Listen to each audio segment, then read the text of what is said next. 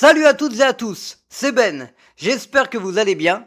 Très heureux de vous retrouver pour vous faire partager mon amour du 7e art en vous proposant chaque jour un film du grand écran à voir sur le petit. Pour cette semaine, essentiellement des films français. Mais il y aura aussi des courses-poursuites, des fantômes et plein d'autres choses. Alors c'est parti pour les films de la semaine.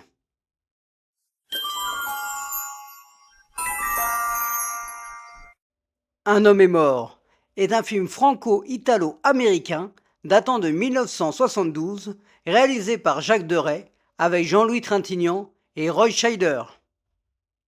Un tueur à gages est poursuivi dans les rues de Los Angeles après avoir rempli sa mission. Un film méconnu que j'ai regardé lors de ma sélection pour cette semaine est Belle Découverte, avec une ambiance assez sombre, peu de dialogue, Trintignant très présent et arrivant à nous happer malgré son personnage taiseux.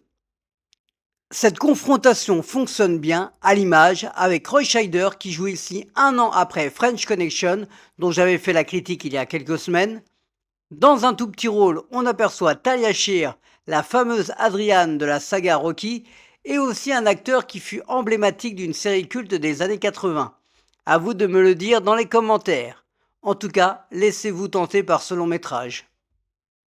Trintignant et le réalisateur Jacques Deray se retrouveront 3 ans plus tard, en 1975, dans Flick Story, et cette fois, l'acteur sera accompagné d'Alain Delon. Un homme est mort sur Arte à 20h55.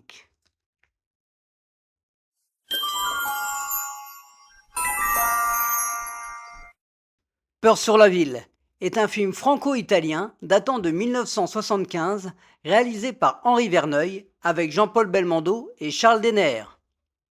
Le commissaire principal Letellier va partir à la recherche d'un tueur de femmes dans Paris. Un film important autant dans la carrière de Belmondo que celle d'Henri Verneuil, pour cette histoire de serial killer dans la capitale, le fameux Minos. C'est du sérieux avec cette enquête, qui est menée avec intensité grâce aux scènes d'action à couper le souffle, comme sur les toits de Paris, ainsi que celles du métro. Une fois de plus, Ennio Morricone nous offre une musique parfaite et les acteurs qui accompagnent Belmondo, avec Charles Denner en tête, sont impeccables. Je le mets dans mes top bébelles, à voir encore et toujours. Belmondo et Verneuil tourneront 7 films ensemble, et celui-ci est sorti en France le 9 avril 1975, le jour même de l'anniversaire de Jean-Paul Belmondo, qui fêtait ses 42 ans. Peur sur la ville, sur C8, à 21h20.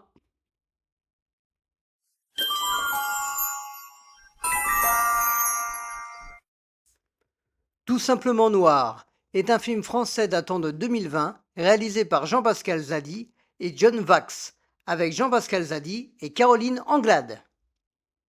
Un acteur raté va décider d'organiser une grande marche de contestation noire en France. Une bonne comédie et une bonne découverte de ce comédien réalisateur Jean-Pascal Zadi. De l'humour, certes, mais qui fait réfléchir et ça fait toujours du bien. Beaucoup d'acteurs, chanteurs, humoristes jouant leur propre rôle, comme Fabrice Eboué, Soprano ou Fari, entre autres.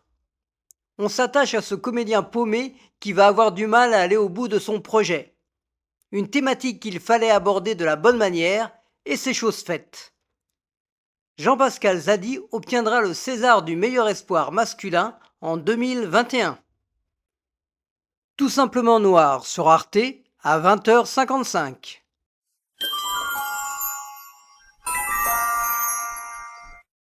Ne le dis à personne est un film français datant de 2006, réalisé par Guillaume Canet avec François Cluzet et André Dussolier.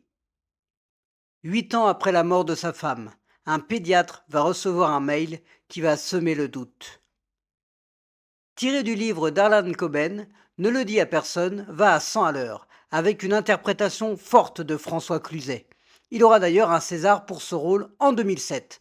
Un casting énorme, Rochefort, Dussolier, Berléand, Baye et plein d'autres. Canet, pour son deuxième long métrage, nous montre une belle performance cinématographique et lui aussi aura un César pour le meilleur réalisateur. On ne peut rester insensible à cette histoire d'amour.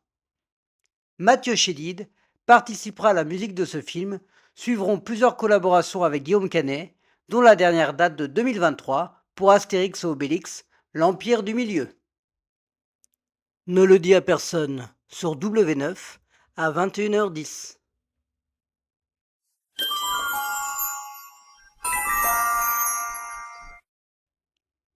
Beetlejuice est un film américain datant de 1988 réalisé par Tim Burton avec Alec Baldwin et Jenna Davis. Un jeune couple va emménager dans une maison qui va changer leur vie et leur mort. Beetlejuice vient agrémenter ma thématique intime un film pour la sortie de la suite Beetlejuice ce mercredi 11 septembre. Je l'avais vu à l'époque au ciné. J'avais eu un peu peur, mais j'avais bien ri aussi, surtout avec ce personnage sale et repoussant, interprété avec folie par Michael Keaton, méconnaissable. Des musiques entraînantes comme le Banana Boat Song d'Harry Belafonte et le couple formé par Alec Baldwin et Jenna Davis, touchant car complètement dépassé par les événements, ainsi que la toute jeune Winona Ryder qui 2 ans plus tard retrouvera Tim Burton pour rencontrer Edward aux mains d'argent. Les effets spéciaux ont sans doute un peu vieilli, mais c'est ce qui fait le charme de cette histoire de fantôme. Alors je n'ai que 3 mots à vous dire, Beetlejuice, Beetlejuice, Beetlejuice. 36 ans plus tard, Tim Burton sort la suite de ce film, dont je ferai la critique pour clôturer ma thématique intime, un film. Beetlejuice sur TMC à 21h25.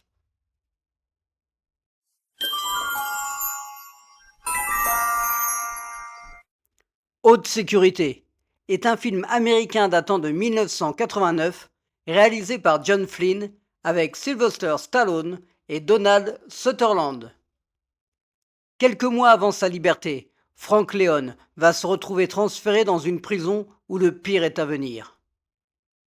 Quand Stallone est en prison, alors qu'il a été sage comme une image, ça risque de mal finir. Le directeur odieux, interprété par Donald Sutherland, va lui donner du fil à retordre. Et c'est un film de prison qui confronte différents personnages, créant de la complicité avec certains, des confrontations avec d'autres, dans ce monde carcéral rude, avec un Stallone touchant et ne comprenant pas ce qui lui arrive. Un film de gros bras, mais pas que. Un Stallone qui mérite d'être vu. Suite au succès du film Rocky, Chuck Wepner, le boxeur qui avait inspiré Stallone pour le rôle de Rocky, sera condamné à 10 ans de prison en 1985 pour détention de cocaïne et se retrouvera dans la prison où ce film a été tourné. Haute sécurité sur RTL 9 à 20h55.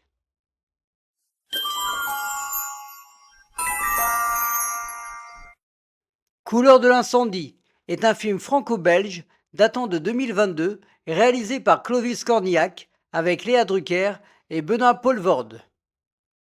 Madeleine Péricourt hérite de l'empire de son père et doit faire face à des gens peu scrupuleux. Couleur de l'incendie, la suite d'Au revoir là-haut, tirée du livre de Pierre Lemaître, nous offre une belle adaptation. Moi qui avais lu le livre, j'ai retrouvé l'ambiance, les personnages méchants, comme celui de Benoît Poelvoorde, et de beaux décors. Clovis Cornillac s'en sort très bien en jouant également dedans et nous embarque grâce aussi à Léa Drucker et Fanny Ardant ainsi que les autres acteurs. Alors, entrez dans la famille Péricourt grâce au maître Lemaître.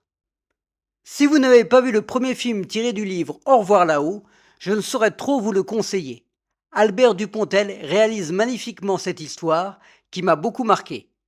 Dupontel et Lemaître ayant fait une superbe collaboration afin de créer ce chef-d'œuvre.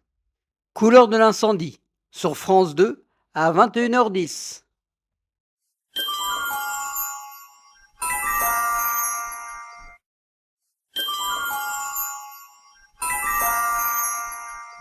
Eh oui, mon coup de cœur de la semaine sera Peur sur la ville, un bébel à ne pas rater, à voir et à revoir sans modération.